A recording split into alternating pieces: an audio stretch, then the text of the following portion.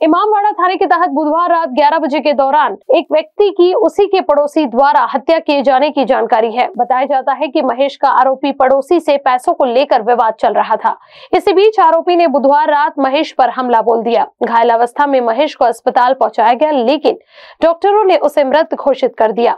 गौरतलब रहे कि पिछले 12 दिनों में शहर में 12 से ज्यादा हत्या की घटनाएं हुई है, जिससे नागरिक दहशत में है।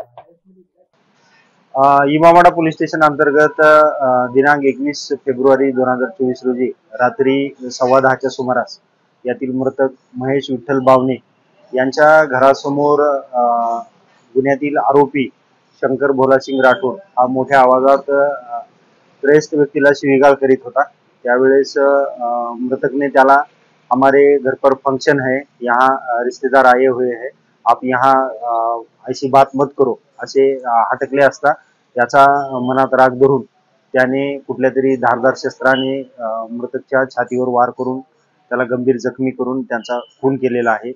सदर घटनेमध्ये प्राथमिक माहिती अशी आहे की आरोपी हा पैसे देवाणघेवाणाचा परिसरात व्यवसाय करायचा आणि त्या पैशाच्या कारणावरून तो ज्यांना पैसे दिलेले होते अशा व्यक्तींना घटनेच्या वेळेस शिवीगाळ करीत होता।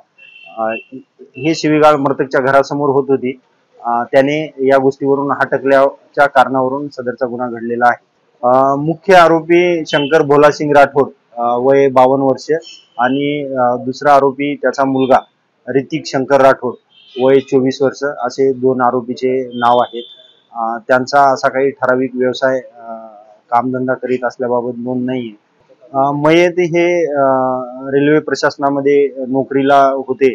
मागील 4 वर्षापासून ते नागपूर सीताबर्डी या ठिकाणी रेल्वे विभागामध्ये नोकरीला होते आणि मृतक शंकर राठोड याच्या विरोधामध्ये पूर्वीचं क्रिमिनल रेकॉर्ड आहे। त्याच्या विरोधामध्ये गंभीर स्वरूपाचे 7 ते 8 गुन्हे दाखल आहेत। त्याचप्रमाणे ऋतिक राठोड याच्या विरोधामध्ये सुद्धा एक गंभीर मारहाणीचा गुन्हा दाखल आहे।